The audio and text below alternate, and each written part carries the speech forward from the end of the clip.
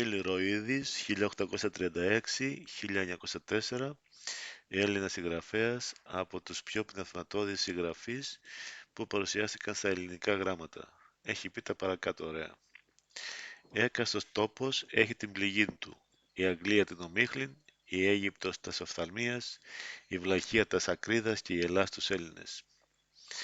Στην Ελλάδα άπαντες οι έχοντες ονύχια αγωνίζονται να σπαράξωσιν τους έχοντες πτερά. Όσοι Ινδοί εις φυλάς, ούτω και οι Έλληνες διαιρούνται εις τρεις κατηγορίες.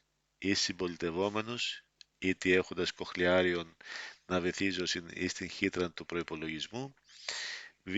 εις αντιπολιτευόμενους, είτε μη έχοντας κοχλιάριον και ζητούντας εν παντή τρόπο να λάβωσιν τιούτον, γ. εις εργαζομένους, είτε ούτε έχοντας κοχλιάριον, ούτε ζητούντας, αλλά επιφορτισμένους να γεμίζωσιν τη χύτραν δια τους υδρότος των.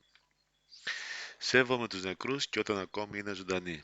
Γνωρίζει κανείς 12 τρόπους να προσπορίζεται χρήματα, εκ των οποίων ο τιμιότερος είναι η κλοπή. Όταν έχει κανείς το δικαίωμα να λαθεύει απεριόριστα, είναι βέβαιος πως κάποτε θα πετύχει. Το σκέπτεστε φρονίμως είναι πολλάκι συνώνυμων του μη σκέπτεστε.